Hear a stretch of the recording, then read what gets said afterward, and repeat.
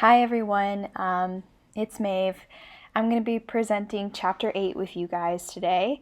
But before I do, I just want to check in and say that I'm thinking of all of you and hoping that you're doing well during this time and that you can always reach out to me if you ever need anything or need to talk to someone. But with that, let's go ahead and get started with Chapter 8, which is called What About That Stuttering Iceberg? So this chapter focused on the iceberg of stuttering, meaning the emotions that are hidden beneath stuttering. On the surface, we see the observable characteristics of stuttering, such as the speech disfluencies, physical tension, and struggle. But this is only a small part of the overall experience of stuttering. The factors that cause the biggest negative impact of stuttering are the child's feelings and reactions to stuttering. These are not always observable as they are often below the surface. It's important to address these intrinsic aspects of stuttering in our intervention plans if we are to increase the likelihood of long-term success.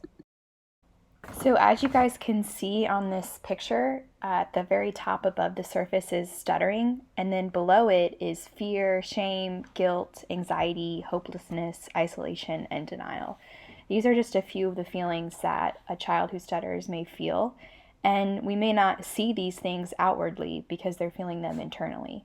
So this chapter really discusses why it's important to focus on these things as well as the physical characteristics of stuttering. So this chapter talked about two less tangible aspects of stuttering, and that would be the speaker's affective and cognitive reactions to stuttering. Affective reactions, which are feelings, include anxiety, fear, frustration, embarrassment, depression, shame, and anger. So these are going to be the emotional reactions that children have to their stutter. Cognitive reactions are their thoughts. So this will include their low self-esteem, their lack of confidence, their reduced self-efficacy, and the sense that the child is not good at talking. Affective and cognitive reactions can also lead to behavioral reactions, and this can include physical tension and struggle, which is what makes it harder to talk, so-called secondary behaviors, such as eye blinks, and avoidance behaviors, which can prevent the child from participating in key life experiences. It's important to address these aspects in therapy by helping children understand that it is okay that they stutter, that stuttering is not their fault, and they can learn to change their speech. The book goes on to discuss that a child can exhibit strong emotions as a result of their difficulty dealing with stuttering. However, many clinicians are not comfortable with their skills for helping children and their families deal with these emotional aspects of stuttering. Successfully treating most children who stutter does not require becoming a certified counselor. But if you do not feel that you have the skills for addressing these aspects of a child's treatment, then you probably will not achieve success with children who stutter. So the book talks about ways that you can obtain the skills necessary to help these children, and this includes continuing education programs, self-study, and listening to and talking with your clients. Then, in order to address these reactions that children have, clinicians must feel comfortable with a certain degree of counseling. And the skills that are needed to successfully help children address the negative reactions to their stuttering are the ability to listen and to listen well, know how to respond to different situations children may face, and caring about the children's overall success in communication. The book also suggests that you can consult other key members of the child's team, such as the social worker or the psychologist, in order to better develop a plan for treatment. And finally, follow the guidelines for counseling in the ASHA Code of Ethics. What's important to remember is that you should not provide treatment in an area where you are not comfortable or confident. So if counseling is a weak part for you, then it's okay to refer the child to someone who will be better for that, and to undertake those activities that will help you improve those skills. Emotional reactions to stuttering can affect long-term success for treating stuttering. This means that it's important for a child who stutters to learn to live with the fact that he or she stutters. This doesn't mean giving up on improving the stutter or even learning to love it. It means coming to a truce with stuttering so it does not remain an entirely negative aspect of one's life. One way to learn to live with a stutter is through desensitization. desensitization is the process by which people can become less concerned about specific issues that bother them. This includes children becoming desensitized to their stuttering. Many children need to develop the ability to stutter openly and freely in order to become desensitized to their stuttering. Pseudo-stuttering or voluntary stuttering is an excellent way to help children practice stuttering in different ways and with greater sense of control. In order to build on pseudo-stuttering or voluntary stuttering, we can use a hierarchy of easier to harder situations. For example, this form plans out how we can help a child expand his or her comfort levels to reach a specific goal. This example shows moving to using voluntary stuttering in the cafeteria with friends. It starts with being in the therapy room with the door open, to in the hallway, to in the therapy room with a friend, to the empty cafeteria with 2 friends, and finally to the cafeteria at lunchtime sitting with friends. By guiding children through activities like this, we help them become more comfortable with both their stutter and the speech modification strategies that we use.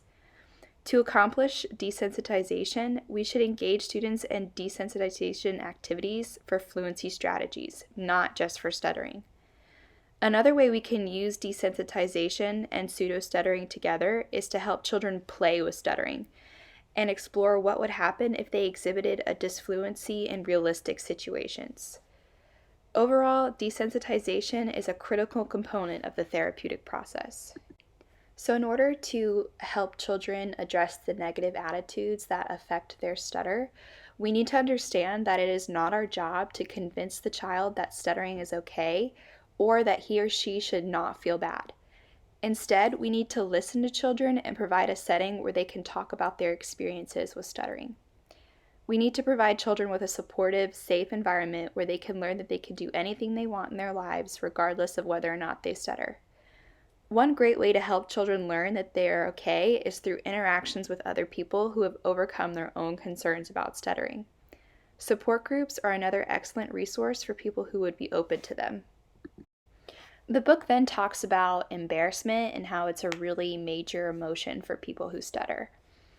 Embarrassment over one's stutter is common, and it's also important to address. Learning to address feelings of embarrassment is vital to long-term success, especially for children with a severe stutter.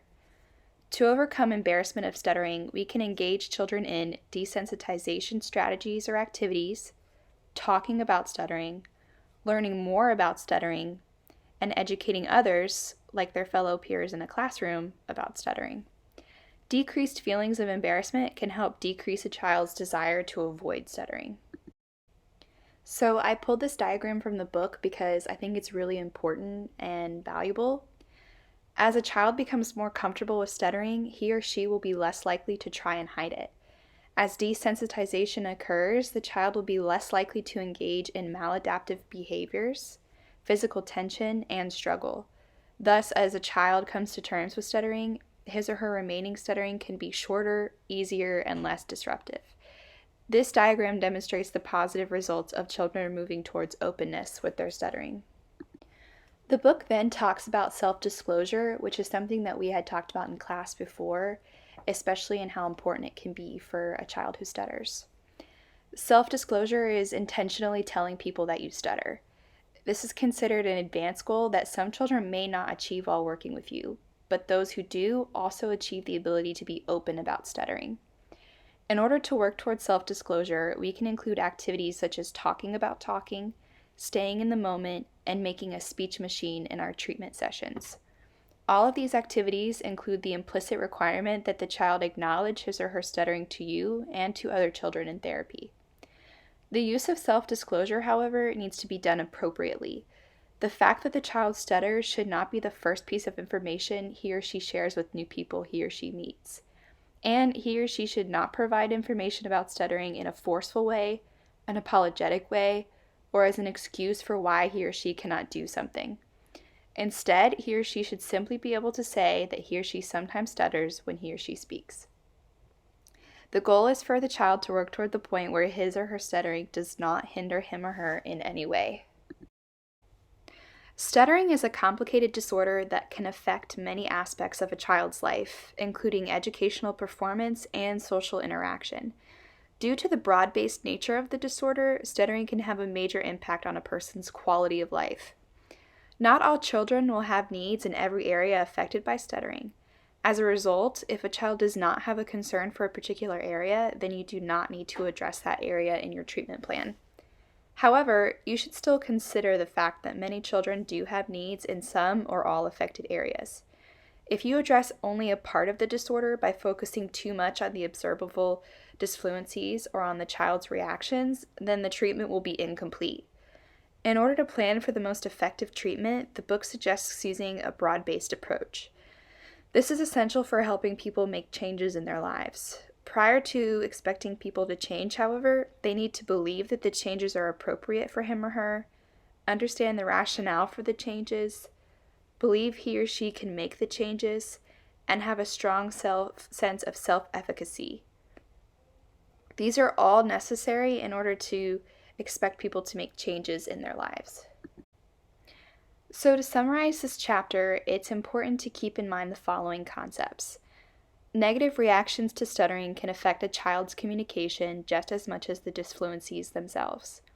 Strategies for reducing negative reactions, for example, desensitization, can help a child to learn to live with stuttering more easily.